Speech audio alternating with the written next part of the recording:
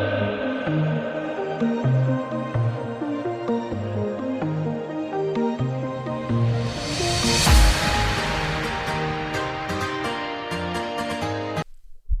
Students, आज जो हम चैप्टर पढ़ने जा रहे हैं वो है वेव्स।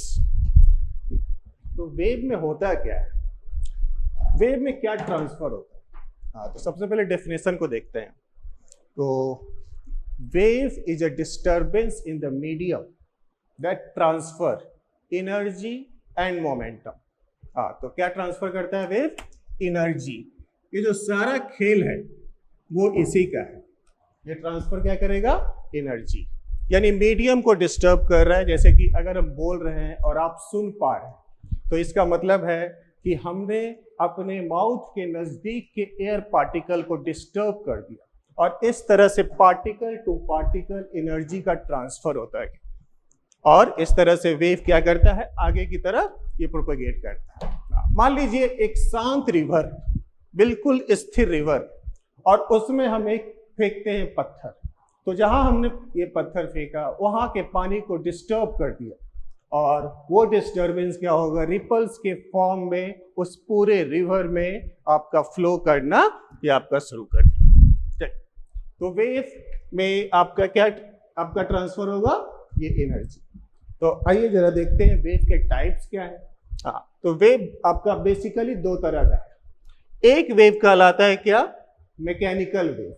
तो ये वैसे वेव हैं जिनको एक स्थान से दूसरे स्थान तक जाने के लिए ये जरूरत पड़ेगी मीडियम की, यानी बिना माध्यम के ये एक स्थान से दूसरे स्थान नहीं जा सकते। जैसे फॉर एग्जांपल इसमें आपका आ जाएगा स्ट्रिंग वेव, यानी रस्सी में जो वेव होता है वो कौन से कैटेगरी में आएगा? ये मैकेनिकल। आपका आ गया साउंड वेव। तो ये हो गया। या फिर आप कह सकते हैं स्प्रिंग वेव। ये सब जो वेव हैं ये आते हैं कौन से कैटेगरी में? मैकेनिकल। और दूसरा जो कैटेगरी है वो कहलाता है नॉन मैकेनिकल, जो इलेक्ट्रोमैग्नेटिक वेव के भी नाम से ये आपका जाना जाता है। तो जैसे इसमें आपके आ जाएंगे लाइट वेव। आप लाइट में जानते हैं कि 7 कलर्स है, यानी वेव की ओर। तो आपका वायलेट कलर से जो नीचे का वेवलेंथ वो कहलाता है अल्ट्रावायलेट लाइट, और जो रेड कलर के ऊपर के जो वो कहलाते हैं इंफ्रारेड। तो ये जो वेव आपका प्रोपेगेट करेगा इसे मीडियम की जरूरत नहीं है, क्योंकि इसमें आपके पार्टिकल नहीं ऑसिलेट करते। तो इसमें इलेक्ट्रिक फील्ड और मैग्नेटिक फील्ड का ऑसिलेशन है। चलिए, तो हमारे ये बेसिकली दो तरह का वेव है, एक मैकेनिकल वेव और दूसरा ये नॉन मैकेनिकल। अब जरा इधर आते हैं। तो जो ये पार्टिकल ऑसिलेट करता है तो उसके बेसिस पे वेव को दो पार्ट में डिवाइड किया गया है। एक वेव कहलाता है क्या? आपका ट्रांसवर्स वेव। डिक्शनरी मीनिंग है ट्रांसवर्स का परपेंडिकुलर, और ये दूसरा है लॉन्गिट्यूडनल वेव। तो आइए जरा देखते हैं ट्रांसवर्स वेव क्या है। तो मान लो कि वेव इस तरह से है और ये प्रोपेगेट कर रहा है इस डायरेक्शन में, वेव का प्रोपेगेशन। तो जो आपके मीडियम यानी जो मीडियम के पार्टिकल्स है वो अपने ही जगह पे वेव आपका ट्रांसफर होगा राइट साइड में, लेकिन उसके परपेंडिकुलर डायरेक्शन में इन पार्टिकल का ऑसिलेशन हो। तो इस तरह का वेव कहलाता है क्या? ये ट्रांसवर्स वेव। जैसे कि रस्सी में जो वेव हुआ, मान लो ये रस्सी को बांध देते हैं एक एंड को, और अगर दूसरे एंड से हम अपने हाथ से उसको सेक करेंगे तो रस्सी के जो पार्टिकल है ऊपर नीचे ऑसिलेट करेंगे और जो डिस्टर्बेंस यानी कि वेव है वो इस डायरेक्शन में जाएगी। आप इसको ऐसे समझिए, जैसे पानी में आपने पत्थर मारा तो अगर कोई कागज का नाव उस पानी के ऊपर रख दीजिएगा तो वो नाव ऊपर नीचे करेगा, यानी वाटर रिपल्स में जो वेव जनरेट हुआ है वो किस कैटेगरी में आ रहा है? ये ट्रांसवर्स वेव। तो इसमें आपका क्या है ट्रांसवर्स वेव में? यानी कि पार्टिकल का जो ऑसिलेशन वो वेव मोशन के ये परपेंडिकुलर डायरेक्शन में। चलिए, दूसरे कैटेगरी में है लॉन्गिट्यूडनल वेव। या दूसरे कैटेगरी में क्या है? Longitudinal wave. तो लॉन्गिट्यूडनल वेव में अगर वेव इस डायरेक्शन में आपका मूव करेगा, वेव का मोशन इधर है, तो जो पार्टिकल्स हैं वो उसी डायरेक्शन में, यानी वेव मोशन के पैरेलल डायरेक्शन में ये क्या करेगा, ये ऑसिलेट करेगा। तो इसमें आपके यहाँ से तो लॉन्गिट्यूडनल वेव में क्या हो रहा है कि जिधर वेव यानी डिस्टरबेंस मूव कर रहा है तो पार्टिकल का लाइन ऑफ ऑसिलेशन उसके पैरेलल। तो जैसे कि साउंड वेव, और इसमें ही आपका एक आ सकता है कौन सा वेव, स्प्रिंग वेव। तो इसके बारे में डिटेल में भी पढ़ेंगे हम लोग। तो ये पार्टिकल के ऑसिलेशन के बेसिस पे दो तरह का डिवीजन था, ये ट्रांसवर्स वेव और लॉन्गिट्यूडनल वेव। मान लीजिए इस रूम में आपका पूरी तरह से वैक्यूम क्रिएट कर दिया जाए, तो कौन सा वेव मूव करेगा, यानी कि जब हम ये बोल रहे हैं तो आप सुन पाएंगे या नहीं, या मुझे देख पाएंगे या नहीं। तो देखने का जो प्रॉपर्टी है that is due to light, और सुनने का जो प्रॉपर्टी है that is due to sound. तो यानी लाइट ट्रेवल करेगा तो ये आपका किस वजह से है, इलेक्ट्रोमैग्नेटिक, यानी इलेक्ट्रोमैग्नेटिक वेव ये वैक्यूम में भी जा सकता है। जैसे कि सन से हमारे पास लाइट आ रहा है, तो सन से अर्थ तक तो आपका ये मीडियम है नहीं, यानी वैक्यूम है, तो उस दौरान भी ये वेव ट्रेवल कर रहा है, तो यानी ये आ गया किस कैटेगरी में, ये इलेक्ट्रोमैग्नेटिक। और पार्टिकल के ऑसिलेशन के बेसिस पे जो वेव है तो वो है आपका ट्रांसवर्स वेव और लॉन्गिट्यूडनल वेव। ठीक है, चलिए वेव फंक्शन को डिफाइन करने से पहले हम थोड़ा डिफाइन करना चाहेंगे वेव के पैरामीटर्स। तो वेव जो डिफाइन होगा उसके मेन पैरामीटर्स देखिए। फर्स्ट पैरामीटर है क्या, ये फ्रीक्वेंसी। तो जरा फ्रीक्वेंसी को देखते हैं। आप इससे पहले भी पढ़ चुके होंगे कि frequency that is number of cycles पर सेकेंड। क्या है, नंबर ऑफ साइकिल्स या नंबर ऑफ ऑसिलेशंस पर सेकेंड। इसको आप ऐसे समझ, जैसे मान लीजिए ये एक वॉल है, दीवार है, और इस वॉल के साथ हमने एक रस्सी को बांध दिया।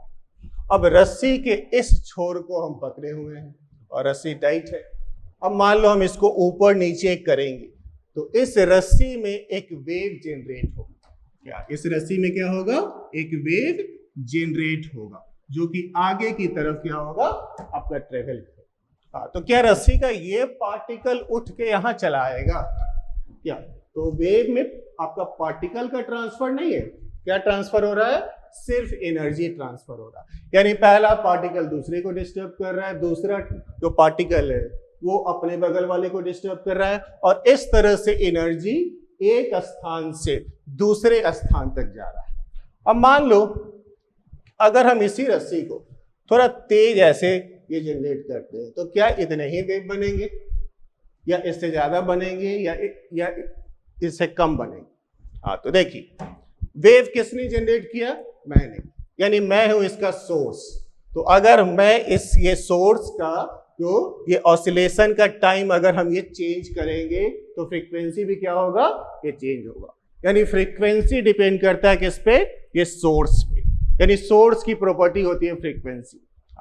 जैसे कि कोई स्पीकर से आवाज आ रहा है, साउंड वेव, तो उस स्पीकर को आप एयर मीडियम में रखिए या वाटर मीडियम में रखिए, तो अगर सोर्स एक ही है तो दोनों मीडियम में जो फ्रीक्वेंसी होगा ये बराबर है। यानी फ्रीक्वेंसी जो है वो केवल डिपेंड करता है किस पे, ये सोर्स। तो ये हुई किसकी बात, ये फ्रीक्वेंसी की। अब जरा दूसरे पे आते हैं, वेवलेंथ।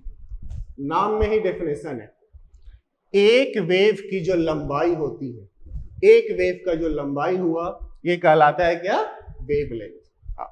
इसके डेफिनेशन को आप आगे चल के कई तरह से डिफाइन करेंगे। तो जरा देखिए पहले एक बार, मान लो हम अपने हैंड का एक ऑसिलेशन कंप्लीट करते हैं, यहां से ऊपर ले गए, फिर नीचे लाए, और फिर नीचे ले गए और ऊपर लाए, यानी कि एक ऑसिलेशन कंप्लीट हुआ। तो जो एक वेव कंप्लीट हुआ यहां से लेकर यहां तक, एक वेव कंप्लीट हुआ, तो इसकी जो लंबाई होगी ये कहलाएगा क्या, ये वेवलेंथ। अब आगे चल के देखेंगे कि ऐसे दो पार्टिकल के बीच का दूरी जो सेम फेज में है, जो एक ही अवस्था में है, उनके बीच के ही दूरी को कहते हैं क्या? वेवलेंथ। और ये रिप्रेजेंट होता है लैम्डा लेटर्स। क्या आपका ये रिप्रेजेंट हुआ किससे? ये लैम्डा से। ये मीडियम के साथ बदल सकता है, यानी सोर्स एक ही हो और अगर मीडियम बदल दिया जाए तो वेवलेंथ जो है ये क्या होगा? ये आपका चेंज होगा। अब जरा मेन पॉइंट पे आते हैं। आपका जो थर्ड पैरामीटर है that is called velocity of wave, यानी वेव कितने स्पीड से किसी मीडियम में ट्रेवल कर रहा है, वो है क्या? Velocity of wave. ये मीडियम टू मीडियम ये चेंज होगा। तो जिस मीडियम में वेलोसिटी वेव का ज्यादा होगा ये कहलाता है रेयरर मीडियम, और जिसमें वेलोसिटी ये कम होगा वो कहलाएगा डेंसर मीडियम। चलिए, तो अब जरा वेलोसिटी के डेफिनेशन देखिए। तो आप वेलोसिटी तो जानते ही, डिस्टेंस बाय टाइम को ही बोलते हैं क्या? ये वेलोसिटी। तो जो हमने ये वेव को ऊपर से नीचे एक ऑसिलेशन किया था, तो इसमें जो समय लगा एक ऑसिलेशन में, ये रिप्रेजेंट होगा टाइम पीरियड, ये टी। तो उतने देर में आपने एक वेव जो है ये जनरेट कर दिया, यानी ये जो वेव है आपका कितना दूरी तय किया है, ये लैम्डा। तो जो वेलोसिटी है that is simply distance lambda और डिवाइडेड बाय ये टाइम पीरियड। अब 1/t को हम फ्रीक्वेंसी भी बोलते हैं, तो आप ये लिख सकते हैं velocity that is lambda into ये f से हो गया क्या? ये फ्रीक्वेंसी। चलिए, तो वेव के ये तीन पैरामीटर्स थे। ये हुआ वेलोसिटी या स्पीड ऑफ वेव, ये वेवलेंथ, और ये क्या है? फ्रीक्वेंसी।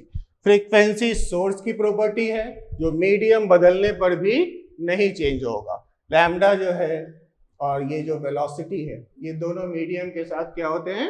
ये चेंज होते हैं। तो ये आपका ये वेलोसिटी का पैरामीटर। अब हम लोग आ रहे हैं वेव के mathematical section. Equation of plane progressive wave. आपने इससे पहले एसएचएम पढ़ रखा है, तो जैसे कि आप एसएचएम का इक्वेशन लिखते होंगे y = a sin ओमेगा ये t। तो वेव में एक्चुअली हो क्या रहा है, तो जरा देखते हैं। मान लीजिए एक रस्सी को वॉल से बांध दिए और ये इस को अगर हम सेक करेंगे तो इसमें वेव जनरेट होगा, सही है? तो इसको आप ऐसे समझिए, मान लो बहुत सारे पार्टिकल हैं A B C D E, आपका इस तरह से बहुत सारा पार्टिकल। एक को अपने बगल वाले को एनर्जी देने में ये 1 सेकेंड लगता है। तो मान लो पहले पार्टिकल को हमने डिस्टर्ब किया, वो दूसरे पार्टिकल को डिस्टर्ब किया, वो तीसरे पार्टिकल को डिस्टर्ब किया।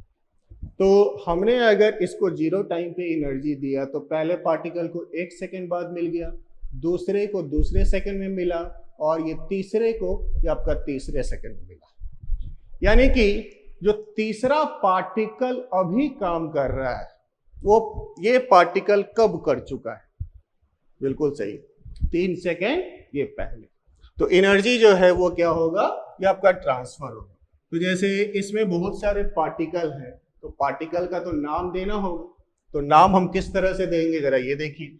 जहां से वेव जनरेट हो रहा है वो हम लिखेंगे x = ये 0। मान लो यहाँ एक पार्टिकल है जो कि x = ये 5 पे, तो जरा इसका मीनिंग समझिए पहले। x = 5 यानी कि 5 सेंटीमीटर, इसका यूनिट भी देते हैं। तो यहाँ पर जो पार्टिकल है उसका मीन पोजीशन क्या है? ये x = ये 5 सेंटीमीटर। हाँ, तो इससे ये नहीं समझना है कि इसका डिस्प्लेसमेंट हो गया 5 सेंटीमीटर। अगर वेव नहीं ट्रेवल होता तो ये इसका पोजीशन, यानी x = 5 सेंटीमीटर पर ये पार्टिकल।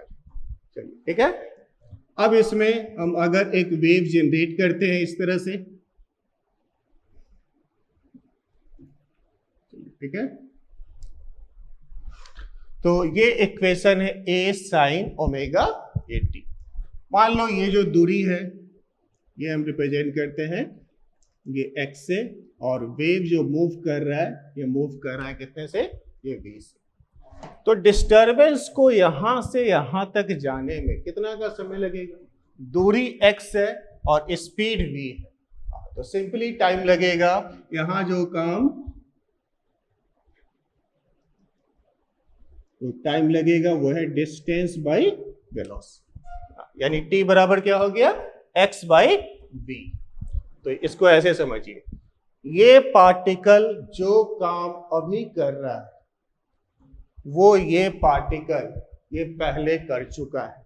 हाँ, तो कितनी देर पहले, अगर ये कोई पार्टिकल इस काम को t बराबर t पे कर रहा है, क्या t बराबर कितने पे कर रहा है, ये t पे कर रहा है, तो वही काम ये पार्टिकल t बराबर t minus x by v पे ये कर चुका है। यानी हमने t को रिप्लेस कर दिया किससे, t माइनस एक्स बाई ये वी।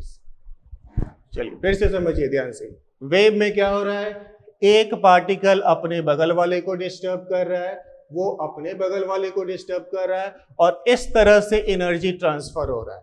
तो जो काम ये पार्टिकल अभी कर रहा है वो ये पार्टिकल पहले ये कर चुका है। तो सिंपली देखिए, एक पार्टिकल का SHM का ये इक्वेशन, तो इसमें तो अनंत पार्टिकल यानी इनफाइनाइट नंबर ऑफ पार्टिकल है, तो क्या सबके लिए हम ये आपका अलग अलग इक्वेशन लिखा जाएगा, ये तो बहुत ज्यादा कॉम्प्लिकेशन हो जाएगा। तो एक ही इक्वेशन से हम ये सारे पार्टिकल के इक्वेशन को कंबाइन कर देंगे। तो ध्यान से देखिए, जो ये t है, क्या जो ये t है उसे हमें रिप्लेस करना है किससे, t माइनस एक्स बाई ये v से। किससे रिप्लेस करना है, ये t minus x by v से। तो y equal to a sine omega t minus x by v। इसको जरा ब्रेक कर दें, y equal to a sine omega t minus omega x by v। इसी को इस तरह से भी लिखते हैं, a sine omega t minus omega by v को एक कांस्टेंट से लिख देंगे, किससे, k से, माइनस एक kx। चलिए अब जरा ध्यान से देखिए एक बार फिर से, y इक्वल टू क्या है, a sine omega t minus एक kx। चलिए मान लीजिए हम किसी भी पार्टिकल की बात करते हैं, इस पार्टिकल की बात करते हैं, ये इसका मेन पोजीशन है। तो मेन पोजीशन से जो इसका डिस्टरबेंस होगा नीचे भी हो सकता है ऊपर भी हो सकता है, ये इस तरह से क्या करेगा, ये ऑसिलेट करेगा। तो मेन पोजीशन से जो इसका डिस्प्लेसमेंट है यही रिप्रेजेंट होता है किससे, y से, और ये है किस पोजीशन पे, x बराबर ये 5 सेंटीमीटर।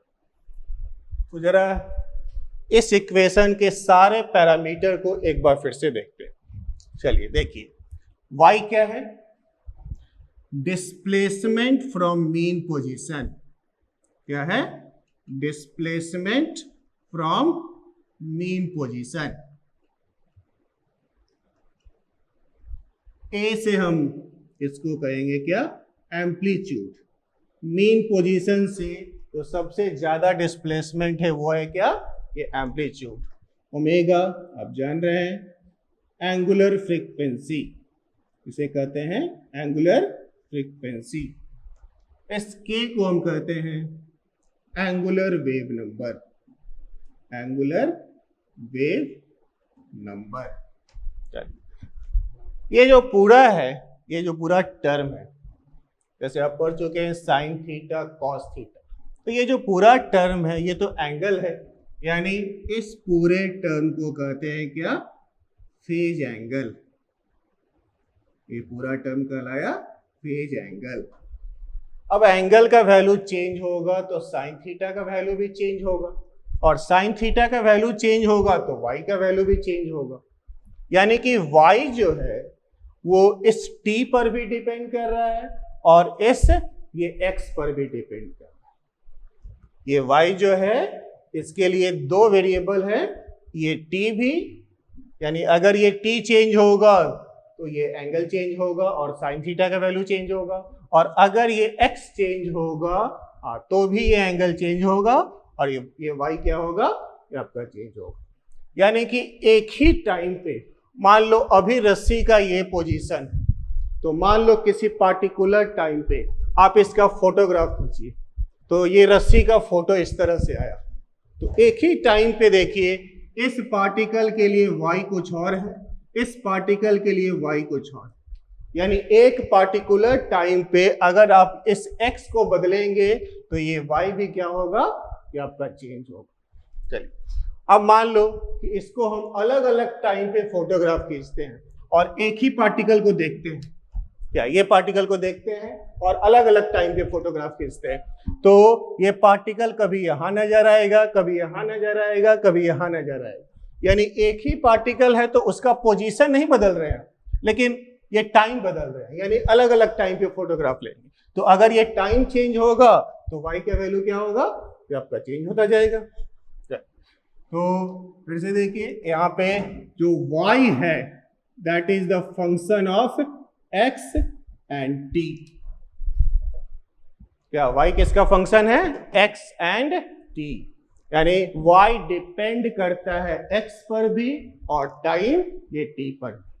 चलिए अब देखिए, जो ये काम अभी कर रहा है, या जो ये काम अभी कर रहा है वो ये पार्टिकल पहले ही कर चुका है। यानी ये जो काम t बराबर t पे कर रहा है वो ये पार्टिकल ये t minus x by v पर ये कर चुका है। फिर से देखिए ध्यान से, y किसका फंक्शन है, x और ये t का। तो f एक्स टी, या इसी को आप लिख सकते हैं, ऐसे भी लिखने का तरीका है y एक्स टी, क्या एफ एक्स टी या फिर ये y एक्स टी, दोनों तरीके से लिखा जाता है।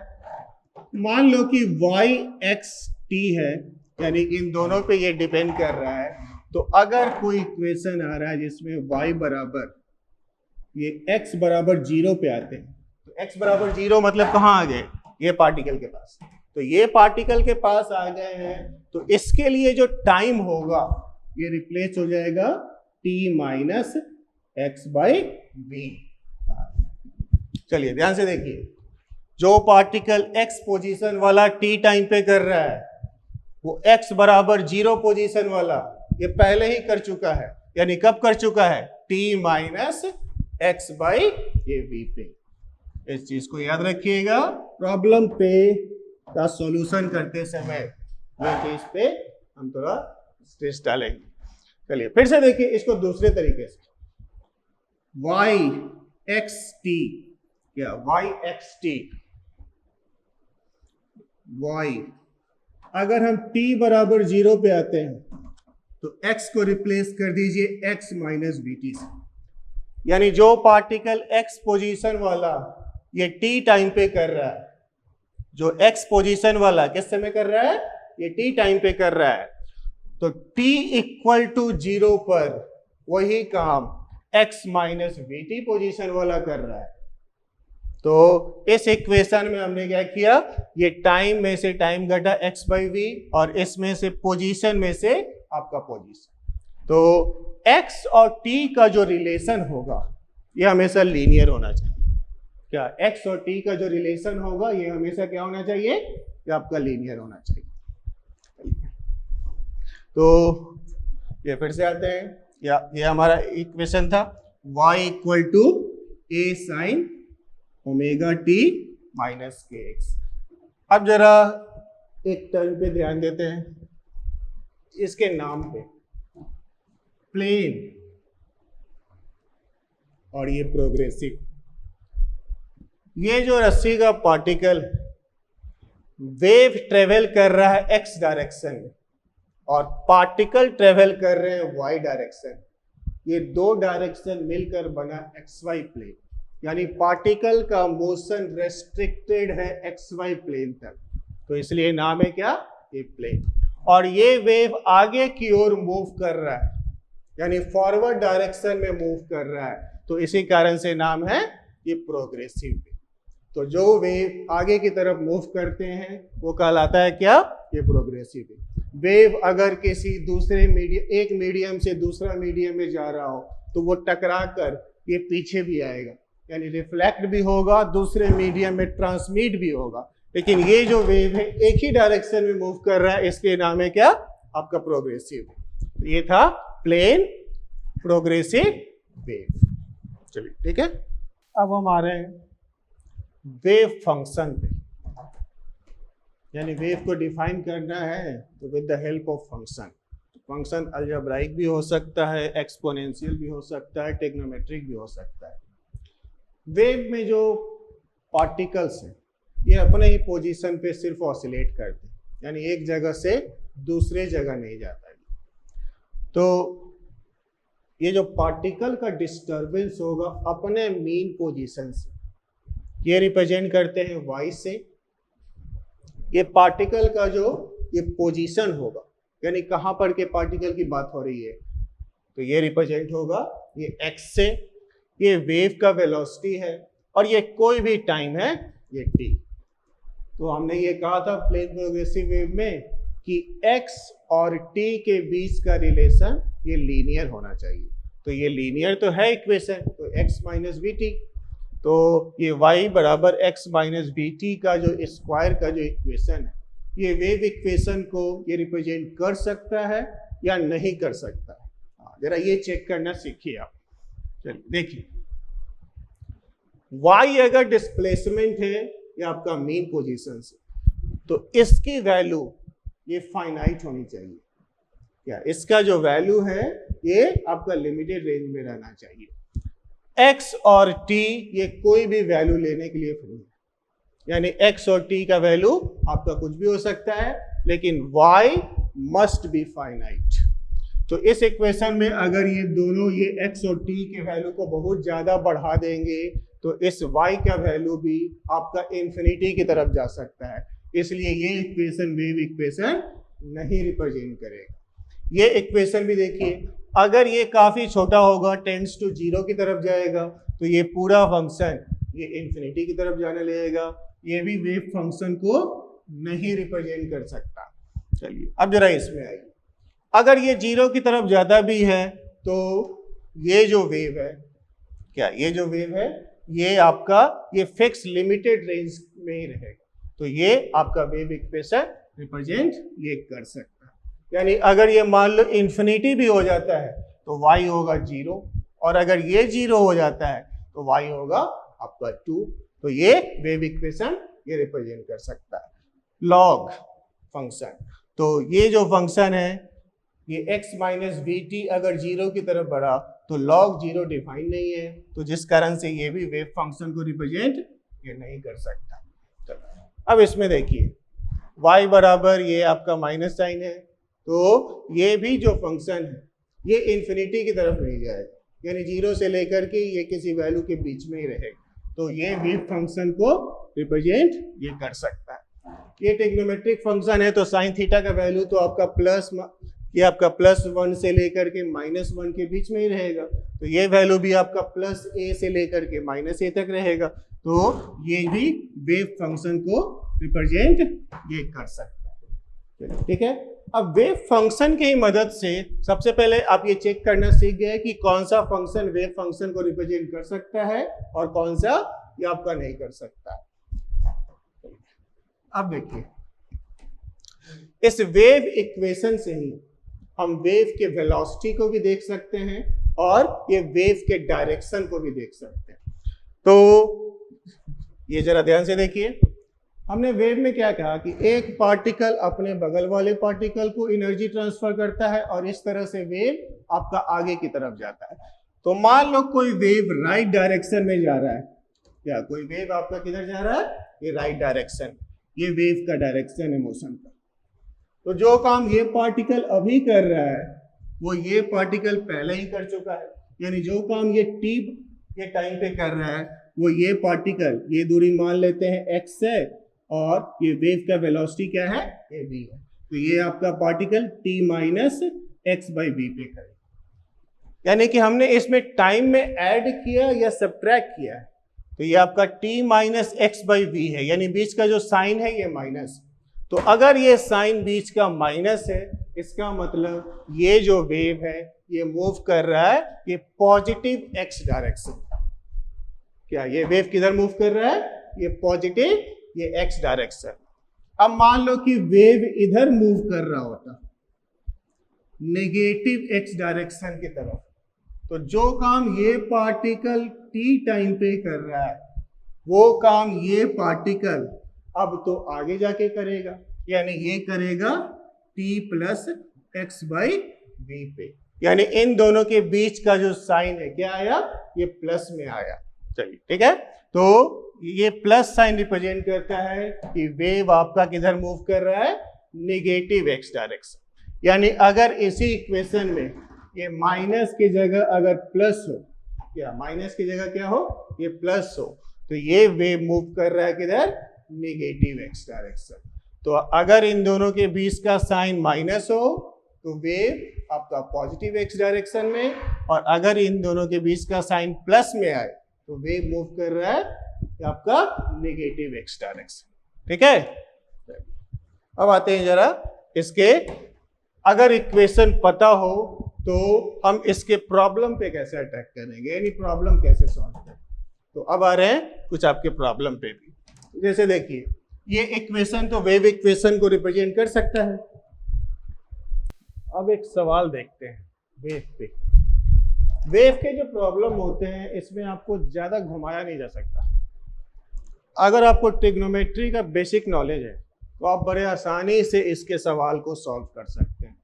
ये सिंपल अलजेब्रा का नॉलेज है, सिंपल ट्रिग्नोमेट्री का नॉलेज है, तो वेव का सवाल आईआईटी में जरूर बनकर आएगा, यानी किसी भी आपका इंजीनियरिंग एंट्रेंस में जरूर ये बन के आएगा। तो आइए एक सिंपल सवाल से चल रहे हैं।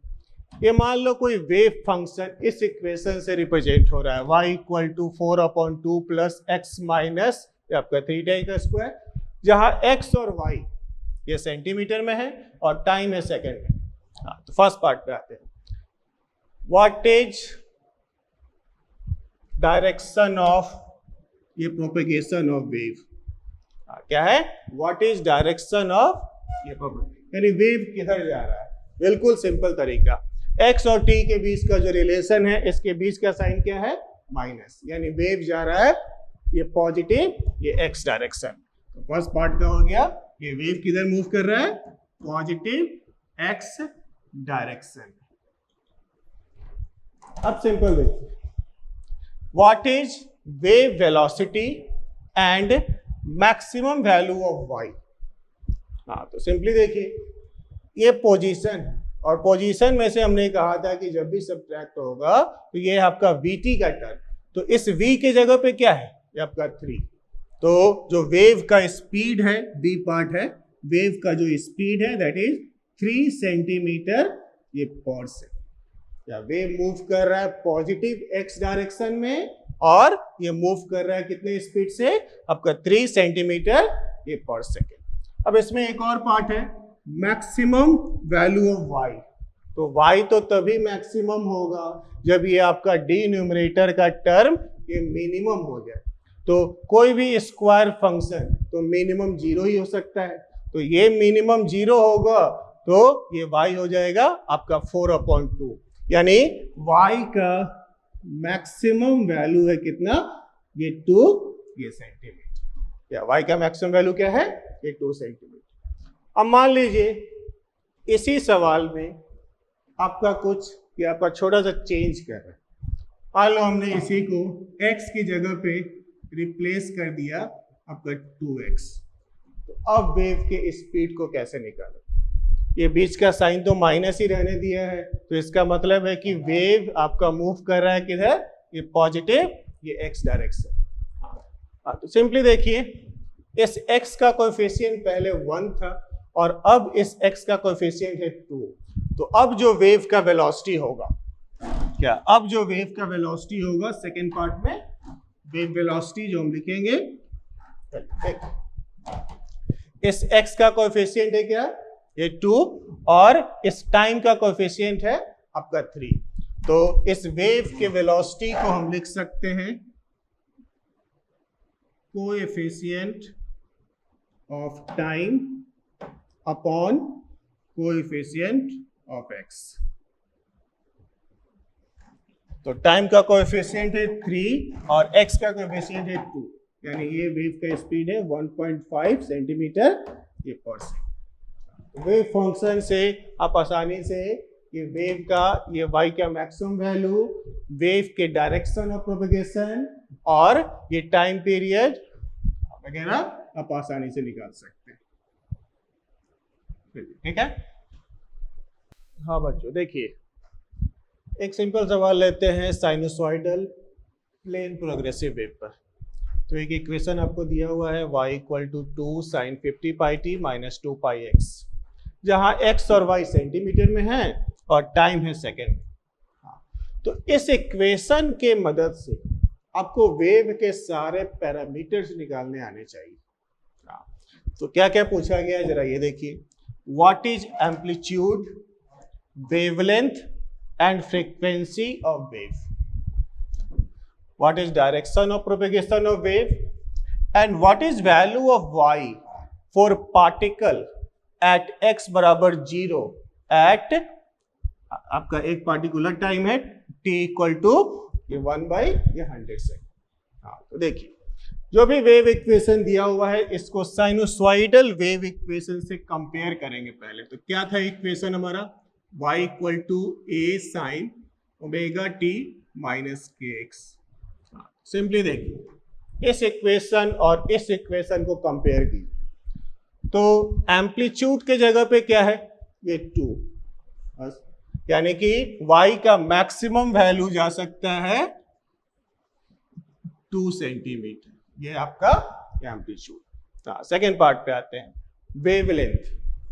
वेवलेंथ तो ये देखिए, इस k की जगह पे यहां क्या लिखा है, ये 2 पाई, यानी k जो है ये है आपका 2 पाई।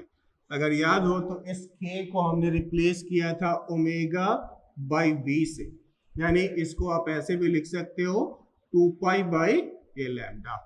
तो 2 पाई और 2 पाई ये कैंसिल हुआ और लैम्डा आया कितना, 1 ये सेंटीमीटर। ठीक है। अब निकालना है फ्रीक्वेंसी ऑफ वेव। तो इस ओमेगा की जगह पे क्या है, यहाँ ये 50 पाई, यानी ओमेगा का वैल्यू क्या है 50 पाई। आप जानते हैं ओमेगा है आपका 2 पाई एफ, तो यानी फ्रीक्वेंसी है कितना 50 ये हर्ट्ज, यानी कि एक सेकेंड में इस वेव में ये 50 ऑसिलेशंस, फ्रीक्वेंसी क्या है ये 50 हर्ट्ज। तो ये आपका एक पार्ट हो गया। What is direction of propagation of wave, बिल्कुल सिंपल तरीका है, t और x के बीच का साइन माइनस में है, यानी वेव मूव कर रहा है ये पॉजिटिव ये x डायरेक्शन, यानी कि आपका ये जो सेकेंड पार्ट का सॉल्यूशन है कि आपका वेव मोशन है किधर, पॉजिटिव x डायरेक्शन। चलो अब ये थर्ड पार्ट देखिए, what is value of y for particle at ये x इक्वल टू 0, यानी एक पार्टिकुलर पार्टिकल की बात हो रही है जो कहां पर है, ये x बराबर 0 पे, यानी इस पार्टिकल का मीन पोजीशन है x बराबर 0 और एक पार्टिकुलर टाइम t पे 1/100 सेकेंड पे उसका पोजीशन पूछा जा रहा है। हाँ तो सिंपल तरीका है, आप इसी इक्वेशन में इस x के जगह पे 0 कर दीजिए और इस t के जगह पे रख देना है कितना, ये 1/100 सेकेंड। तो अगर x को 0 करेंगे तो ये चीज तो 0 हो गया और ये हो गया आपका 50 पाई t, तो t के जगह पे क्या रखना है, ये 1/100, यानी ये हो गया sin पाई बाई 2। तो उस पर्टिकुलर टाइम पे y का जो वैल्यू होगा x, हाँ ये हो जाएगा 2 sin pi by 2, sine by 2 का वैल्यू 1 है, तो y का वैल्यू क्या है आपका 2 सेंटीमीटर, यानी इस समय वो पार्टिकल अपने एक्सट्रीम पोजीशन पर, क्योंकि y का जो क्योंकि y का जो वैल्यू है ये मैक्सिमम वैल्यू है, यानी 2 सेंटीमीटर जो है ये आपका मैक्सिमम वैल्यू। तो ये सिंपल इस तरह के सवाल भी आते हैं IIT JEE में, मेंस में एक्सपेक्टेड हैं ऐसे सवाल। जो कई बार पूछे भी गए हैं। तो ये वेव, ये फंक्शन के हेल्प से आपको ये सारे पैरामीटर ये निकालने ये आने चाहिए। हाँ, हम आगे भी देखेंगे